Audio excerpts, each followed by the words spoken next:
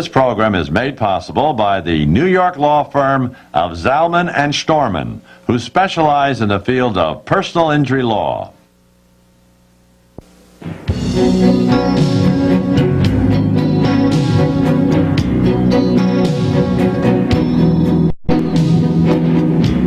Welcome to Lawline with your host, Alan Schnorman.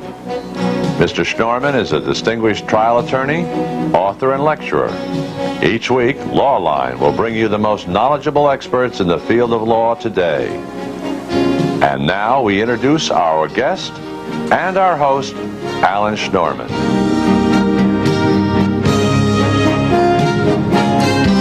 Welcome to Lawline. According to many of the brokers, the apartment market in the metropolitan area is beginning to rebound. But it appears the condominium market is showing quicker signs of recovery than co-ops. Today we'll look at all the pros and cons of buying a condo versus a co-op and what trends we could expect to see in the real estate in the future, in your neighborhood. Our guests are Barbara Corcoran, head of the Corcoran Group, and Jonathan Adams, chief economist for the Real Estate Board of New York. Hello, Barbara. Hello, Jonathan. Hello. So, Barbara, where is real estate going? I think the rebound started a little bit longer ago than 3 months ago, probably 7 or 8 months ago, and it's been charging forward, particularly at the top end of the market, and making their way to the bottom end of the market. It's not too late, is it? Oh, well, it depends which end of the market. You'll get a better price today, certainly, than you would have. You'll be getting 6 months from now, but you should have bought 6 months ago. Well, Barbara, let's start at the beginning. In 1987, the market was hot as can be, Yes. and then from 1987 until 1993, It fell about 35%. okay, was that across the board? It was across the board, but certainly the units that were affected the greatest were the smaller units, and the least affected units were the larger units. Or which did better, co-ops or condos? Condos have always done better since they've become a part of the Manhattan market. And I think the reason for that is there's such a much greater audience for the condominium than there is for the cooperative. It can be sold to a corporation, it can be sold for investment, it can be leased out, whereas a co-op form of ownership, as I'm sure you know, is much more restrictive in its use. Jonathan, what have your numbers? What have your figures and surveys shown? To date, we have not seen any appreciation in the market, but I agree with Barbara that the market is about to take a turnaround, and I think that in the next year, you should see some appreciation. So in other words, after falling 30 to 35%, would you say the market formed a base or a foundation? Exactly, and that's exactly where we see it right now. But So- for several reasons, I think that we're going to move away from that foundation, and when we do, you will probably see some pretty quick increases in value.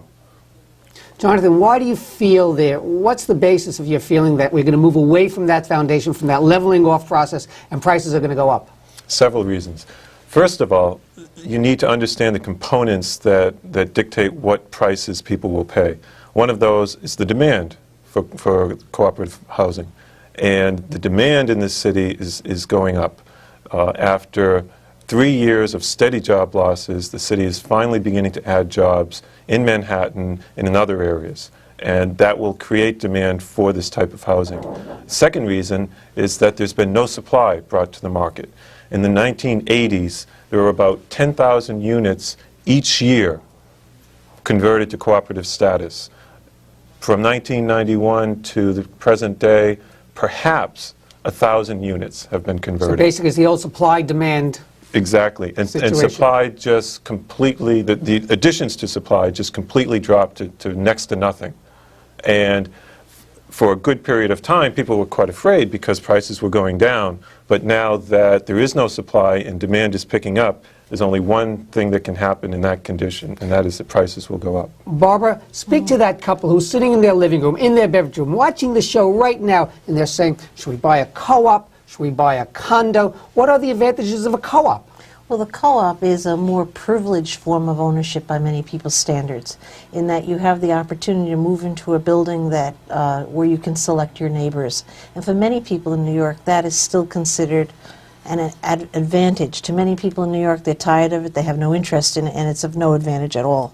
Also with a condominium, over a co-op, I frankly think there are more logical advantages. Again, the idea that if you should go into another market, say 10 years out when prices dip, you can easily lease a condominium. It's a product that you can trade more readily because there's more people who want to buy it. So, but I believe the major reason why most people, meaning 90% of the people in New York, buy the cooperative over the condominium is simply because 90% of the product is co-op versus condominium. And if you want to live in a more prestigious area like Park, Fifth Avenue, Central Park West, Riverside Drive, you find that the predominance of the product there is clearly cooperative because that was the old form of ownership. Everybody tells you location, location, location. That's the secret of real estate. That's old news. So where should you buy? The key now, I think, as most people are looking at the marketplace, is to question how good the investment is in the long term. And most people are concluding that the more steady the location, the better the long-term investment. And I would say the second most important factor in most people's mind right now is what are the carrying costs. If you go into a building that has more than, say, $1.15 per foot per month to maintain that cooperative apartment, which is the average in the industry right now, it is generally a difficult sale when the market gets soft. In good times, everything sells. But in bad times, I think we've all learned the lesson that you have to be careful about looking at the unit as an investment vehicle for when the good times or bad times come. And maintenance is key. Is there one section of Manhattan that's better than another section? I know every 10 blocks seems to be a different neighborhood. Well, if you look at the Manhattan profile for over, say, the last 15 years, the West Side in appreciation has clearly outpaced the East Side. Because of the imaging of the West Side, more people are attracted to the West Side now. Many of the East Siders have been stolen to the West Side, in essence. And on the West Side, those prices have risen to catch up with the base of the East Side. However, in the recession, the East Side's best streets have considerably done better over the last 3 years, or lost less value, simply because people are more secure with it. Jonathan, I know you're real estate board throughout New York City. If you were going to invest money, where would you put it today? I don't think I could disagree with Barbara. Buy my apartment. Everybody wants to sell their apartment. Great closets. It's very difficult because you have in New York City so many different markets that are catering to a large Jonathan, variety of I understand income. that, but they're sitting out there and they want to know where to put their money. Now I'm talking about investment. How much money do they have? You just tell me what neighborhoods are good for investment in New York City. Not necessarily in Manhattan, but if I want to invest money. Now, I'm not looking to live, but let's assume I have a few dollars that my wife and I have put away. And now you're telling me that the real estate market has formed this space. Well, I want to get in now. Yes. As opposed to when it's, when I usually get in at the top. Where do I put my money? Again, Manhattan has to be the place. And I think that the traditional neighborhoods have held their value the best, and they're the best bet for the future. Barbara? And I would have to differ because I really believe the market has turned around. I think it's clearly going in a direction that's been apparent for 6 months. And I believe if you go into the up-and-coming neighborhoods that we all used to believe in and then lost faith in, I believe that's where you're going to see the greatest appreciation over the next year. What are the up-and-coming neighborhoods? Well, you have the Upper West Side, the very Upper West Side, above 96th Street. You have the East Village, is a great place. You have the Morningside Heights area, up by Columbia University. All these, the prices were going like crazy before the recession hit. And I now see that it's perched just perfectly to continue that surge upward. Now, I know Fifth Avenue, Park Avenue, 72nd Street, 79th Street, they're all hot now. They're always blue chip areas. But what about areas like Sutton Place? Now, brokers tell me that Sutton Place hasn't really regained favor. Well, you're better informed than I thought you were. Sutton Place is a enigma to some degree in that it's a small area. It's beautifully located in Midtown. The difference with Sutton Place today versus 10 years ago is it has recently not become a family area. And the families fuel the higher end of the market in Manhattan without any doubt. So they don't have as much of an audience to sell to as, say, the Carnegie Hill area. Which would be where is Carnegie Hill? Carnegie Hill, technically, I'm not exactly sure. I believe it maybe 86th Street, East 86th Street, and Park, above, Fifth Avenue, Madison Avenue vicinity, going as high as 101st Street. I understand that's a very active real estate market now. It's very active because the predominance of the people that live there are families. There's a lot of private schools there, and people love the community aspect. It feels like a small town within a big town. Okay. But, yes. If I can just take issue a little bit with what Barbara was saying, ultimately, those neighborhoods that had generated so much interest in the 80s will probably come back. I see that coming back later on, maybe 2 to 3 years from now, We can differ on that, but I I'm think going to that put a money wager on Jonathan. That's what we that like would to be hear. fine. But my rationale is exactly the rationale that Barbara used, that people are interested in stable neighborhoods where they can raise a family or bring their family, and that takes confidence. And I think people don't have confidence in those areas based on what happened over the past cycle. And not that those areas are bad, but it takes time to rebuild that confidence. Memories are short.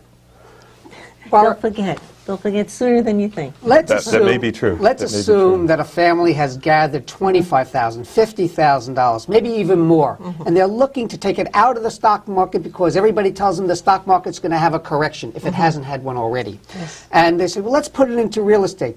Where would you put that money in now to best perform? What type of units? Where would you buy? If I was not buying for myself, for Yes. my own use, but as a pure investment, I would buy a small condominium. Where? Anywhere where I could get the most bang for my buck, frankly. I understand, but where is that? I would say the Upper East Side and the very Upper West Side, and for a couple of reasons. One, there is still product there. Two, it hasn't gotten the favorite eye of many investors yet because they're still nervous. And three, you can negotiate a great deal. So I think those are all three reasons that give you great value. And they're easily leasable. There's always someone who wants to lease something like that, and there's no hindrance to the leasing of it. Jonathan, in buying co-ops in the last few years, we've heard about terrible things regarding developers, where developers held a third of the building, half the building, and many times could not even pay the maintenance. Forget about their own mortgage, but couldn't even pay the maintenance to the co-op board. What's the story today? I don't know of any building where that situation still exists. But it did at one time. Oh, it certainly did, and I'm sure there are a few, but most of that situation has been cleared up. Yeah. It's also been overstated, I think, greatly over the last 4 I years. agree. Because it's great media material. Sure, it gets a lot of press, but it's only a few instances. We have 150,000 co-ops in Manhattan alone, and when you think of the instances of those buildings where there actually was trouble, it's few and far between. Barbara, you mentioned if the maintenance on a particular apartment is more than $1.15 per month per square foot, that's high. What about the mortgage on the underlying building? How high should that be? I don't think there's a rule of thumb at all because it's relative to when the building was converted, what year it was, how many units are in the building. So there's really no rule of thumb on that. Let me ask you, as a percentage, let's assume the apartment that I'm looking at is $100,000. Yes. What percentage? Is there a percentage number where that overall mortgage on the entire building should be as it relates to my apartment? Well, I can say there's a percentage range as to how much would be the underlying mortgage, and I would say that would be somewhere between 10 and 30%. However, Big range. what is far more important is what the actual monthly payment is relative to the size of the apartment, and that is more tied into when the building converted, certainly, than what the size of the mortgage is. So certainly a building that had no underlying mortgage Which would there be, are. which There would are certainly few, be more yes. desirable than one that had a large Yes, mortgage. unless you're a young individual and you're very concerned about your very high income and you want a great tax deduction. One sure way of getting it is to assume a big portion of an underlying mortgage. Okay. Barbara, now on co-ops, I understand that co-op boards can reject an applicant even if they're financially secure. Yes, it is, but the difficulty there is the boards are not obligated to say why the rejection has transpired, nor are they obligated to meet the applicant. Most board turndowns, and they probably rate about 4 or 5% citywide, happen before or without the person ever being interviewed. I think most people assume they get interviewed and get rejected. That's not typically the case. But the board, as a private corporation, has a right to simply say, no, we don't want you, without explanation. Now, I understand that there's certain buildings on the more named streets, Park and Yes. Fifth, where if you don't have 2 or 3 times the value of that apartment in the bank, they're not going to allow you in their building. It's true, but to some degree, that's an easier building to contend with because at least you know what the expectation is. The more difficult buildings are the very prestige building and status locations, and you can't get your hands around really what that requirement is. I've also heard stories where single men are looked upon, well, maybe they're not our type of people, maybe, and they're rejected. Without a doubt, that certainly is true. Uptown Manhattan, less so in the lower regions of Manhattan, but it's still, I happen to think, unfortunately, alive and still with us. Yes. Well, Jonathan, you're in the real estate board. Isn't there something wrong about rejection on those levels? Can you fix it, Jonathan? Well, you have to look at how the cooperative form of housing was first developed. I understand that, but why shouldn't we be able to ask that co-op board who's rejected us, are you rejecting this person because they're a homosexual? Are you rejecting this person because they're black? Are you rejecting this person because they're a woman and you don't want single women in your building? From a legal point of view, that seems to me a just demand. And I would also... I'll hastily add that I'm not sure that that's the case. As Barbara said, the board is not required to say why they've made a decision the way they have. But it's obvious that where discrimination is the case, that shouldn't be allowed. It's illegal, and you perhaps could catch some of those cases. I understand that, but we want to know how to stop it, and we'll try to find out right after this break. You're watching Lawline. I'm Alan Schnorman, your host. Stay with us.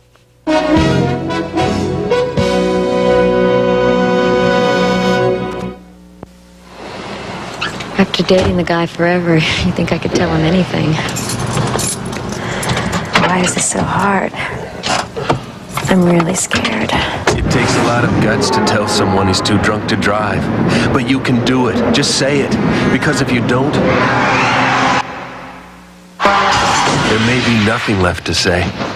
Kevin, I'm gonna drive. Take the keys, call a cab, take a stand. Friends don't let friends drive drunk. When your employees train with the National Guard and Reserve, they learn to be better team players, better decision makers, and better leaders. It's training that makes them better at serving our country. And better when they come back to work for you. Bill's back. Be a hero. Give your employees the freedom to protect ours.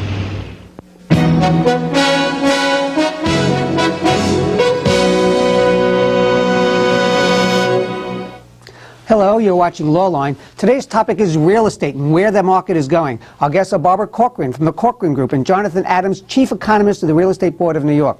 Barbara, at one time the foreign markets, the Japanese, the Europeans, the South Americans were fueling our real estate market. Is it today? Well, the Japanese are fueling our market with the apartments that they want to sell, so they're on the opposite end of the fence. Ah, they're sellers. But who has moved in to replace the Japanese buyer, which was certainly a force in the marketplace 5 years ago, are the Taiwanese, the people from Hong Kong, and most recently people from Red China. So the foreign market has almost doubled in size in the last 4 years. However, the nature of the foreigner has changed dramatically. Also, the Western Europeans are very active in our market right now as well. So it's interesting. So the Japanese have taken a back seat. Well, now they're bought sellers. at the high, and the Chinese are buying at the low. So we have a lot of good laughs over that. Jonathan, what have you seen as far as the foreign market here involved in New York City? Foreigners coming in and buying. Very similar to what Barbara has stated. Over the past 10 years, we've seen a tremendous influx of foreign banks to the city, other types of financial institutions, and as a whole, there is a good demand by that sector, as well as investors. Definitely with investors, right? And I think they are an integral part of the city's market. And to some degree, they helped stabilize the market over the last year or two by making some very large purchases in bulk of units and purchases that were of a pretty good price. You also have to appreciate they're buying with very cheap dollars from their own currency. You also have to appreciate that in their own economy, they have great experience with real estate. And they clearly, I happen to find them to be the most refreshing people to work with, because they look at Manhattan, and unlike New Yorkers, who we at times are cynical, say, this is a steal. And they're moving in very aggressively. Also with the bulk purchases, they're buying groups of apartments, not just one or two. You have to understand, if you're an international investor in real estate, and you look at Paris, and you look at New York, and you look at Tokyo, those other markets are higher than New York City. So New York City does look like a bargain to them. Jonathan, what about, we're talking about Manhattan now mainly, but what about the buys in the boroughs? What about Bay Ridge? What about Park Slope? What about Jackson Heights? How are we doing there? Has the market also leveled off in the neighborhoods? For many of the stable neighborhoods, I think the market has leveled off. And there, I would say that the co-op is probably the best entry level for someone who wants to own their own home.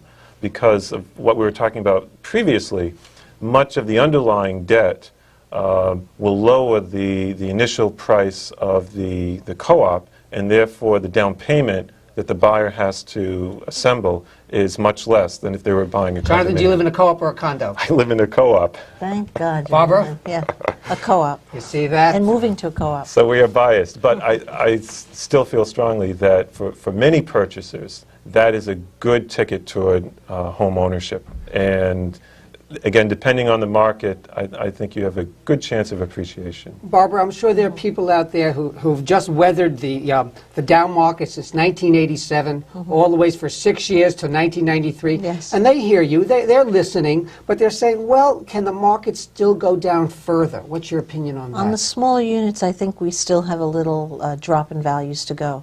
But I would also say to people that the memories in New York are very short term. This is the third recession, real estate recession, I've lived through as a professional broker, and I don't believe people ever give enough credit to the city and the ability to rebound. Barbara, how does a person know if they're paying the right price for any particular real estate project? I think every buyer out there today is savvy enough to put in a low bid as a starting offer, and I call that a feel-out bid, just to see what the response of the seller is. And I think the most intelligent way to find out if you're not overpaying is to simply comparison shop, like you would for any other product you're buying with. And I think sometimes people don't do enough of it. But you can become an expert in the market if you're out there seeing 25 or 30 apartments in your price range or size category. Well, it's sort of like buying a car. You never give the dealer what they're asking for. Yeah, that's right. So is there a rule of thumb if they're asking $250,000 for this particular apartment, what do you usually bid in if you like the apartment? Well, the average bid today probably comes in at between 15 and 20% under asking price. But you also have to realize that the average seller today is negotiating somewhere between 12 and 14% off the asking price. So somewhere in that 5-7% range is where all the deals are made. Okay. And of course, I know you run a large brokerage firm. How many people in your brokerage firm? About 140. And these are brokers, and they're out there. How many Working very hard. I'm sure there's probably 1,000 brokers in New York City, if not more. There are probably about, my estimate would be 1,200. Yeah. Okay, and they're all showing the same apartments. Yes, they are. And they probably, they're evaluating the market just as everyone else is. From a broker's, well, let me ask you this. Is being a broker a good job? It's a wonderful job now, but you have to realize that it's been probably one of the most difficult jobs over the last 5 years. We were talking earlier about sale volume. From my experience, the sale volume over the last year has increased 30%. That's 30% more deals that brokers are making today versus a year earlier. So brokers are smiling again. But you have to realize just they deserve the medal, I think, for staying in the market through the last 5 years when deals were such in short supply. Well, let's talk about apartments now on the named streets. Are they plentiful or are they a short supply? If you were in, I'll give you a good example perhaps. If you were a customer looking to spend $1 million on Central Park West today, you would go out and we would probably show you about 12 apartments, 10 to 12 apartments. Doesn't sound like a lot. Not a lot of apartments. 1 year ago, if you were out with the same budget, looking at the same price size and price category, you would be seeing probably close to 21, 22 apartments. So for large units, my illustration here is simply say for larger units, there is a definite shortage of supply. Well, you know what's happening right now? People are turning to each other and saying, I told you we should have bought last year. Is it too late? No, because I'm really addressing myself in that example to anything that's 7 rooms and larger, perhaps 6 rooms and larger, on the east, west side, uptown, downtown. However, if you were a one-bedroom customer going out and you said you had $250,000 to spend, we could probably show you 1,700 apartments on the Upper East Side looking very much alike. I think overall, you can get as good a deal today as you could 6 months ago or a year Except ago. above 6 rooms. No way. They're being bid up in price. That market is steaming ahead. So how much has that market gone up in the last 6 months? Well, my 2 great examples is the Soho market for 2,000 square foot lofts has gone up almost 14% in 1 year. Now, most people would not believe that. Also, 8 rooms to 14 rooms on Fifth Avenue has gone up the equivalent of that, about 14% in the last year. However, if you're looking again at the smaller end of the market, that's depreciated 5 or 6% in the last year. So in answer to all the questions like, well, who's asking? It depends entirely on which end of the business you're at. Our survey has shown that 3 bedrooms or more have gone up maybe 4%, much more modest than On Barbara's average, you're experience. right. On No, average. but I'm using an illustration of the top end, which is, I think, The what names, you're streets, asking. Park Avenue, Fifth Avenue, No, Central Park exactly, West. you're right. But yes. you have to remember, 50% of this market, by our estimates, are 2 bedrooms. Another quarter are 1 bedroom or smaller. The studio market is very small, so all of the travails of the studio market really are occurring in a very limited portion of the market. But by the same token, only a quarter of the market are 3 bedroom or larger. So the appreciation that's occurring is also occurring in a relatively small portion of that market. But the good news on that is every time there's been a recovery, it started at the top end. Agreed, And every time there's agreed. been a hit in the marketplace, it started at the low end. So I think that's a normal pattern to recover from the top down. Yes. And I've really learned to respect, I'm sorry. I've learned to respect that if the top recovers, the bottom soon follows. And I've watched that ripple effect right down through the market over the last year. Barbara, if I know you said to buy a condominium is probably the best investment now if you're putting money into real estate. What type of unit would you buy? Would you buy a 1-bedroom, a 2-bedroom, a 3-bedroom? Well, if you're out to get a great deal, the smaller the unit, the better the deal. If you're out to get, I think, over the long haul, the greatest appreciation, the larger the unit, the better the deal. So it depends entirely on your own timetable and how long you're planning on staying with your investment and how quickly you want to capture some kind of return. What's your opinion on it, Jonathan? Another critical, I want to add in one other factor, and in regard to the timing. Interest rates since approximately 1990-91 have gone down by about 25%. What that does for people who are financing an apartment is to reduce their cost by about 20%, which is very significant. That's right. And Plus the savings on the price. yes, that's right. 35%, But to right. get back to the timing of, do I do it now? Should I bought 6 months ago? We are right at the point where there's almost unanimous agreement that interest rates can only go up. And if you're not considering that as an essential part of your investment decision, you're leaving out something critical. Barbara, the last time the stock market went down 25% in 1987, the real estate market fell 30 to 35%. What would happen if you had to predict the future? If the market again took a major correction, what would happen to real estate? It would clearly affect the real estate market. It But always not, does. but not nearly as much. No. And the reason for that Second is... time around. Right, the brokerage houses and the financial institutions were very much top-heavy in 1987. Those people are gone. They're either out of the city or they're doing something else. And those same institutions have had record profits for the last 2 to 3 years. So they can easily withstand any kind of correction, as you call it, just as they did... Barbara, do you agree on that in the last one we have? No, I think there'd be an emotional shock and it would affect the market. And you heard it here. Barbara Corcoran, thank you from the Corcoran pleasure. Group. Thank you very much for appearing on Lawline. Jonathan from the Real Estate Board of Trade, thank you very much for appearing on Lawline. As always, this is Alan Schnorman, and thank you for watching Lawline.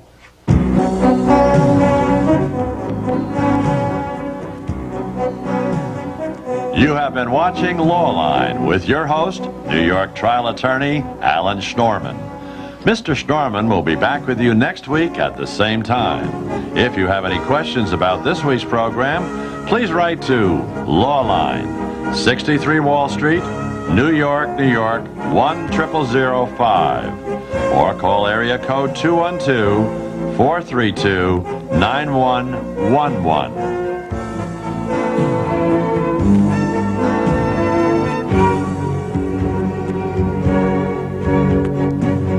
This program is made possible by the New York law firm of Zollman and Schnorman, who specialize in the field of personal injury law, located at 63 Wall Street in New York City.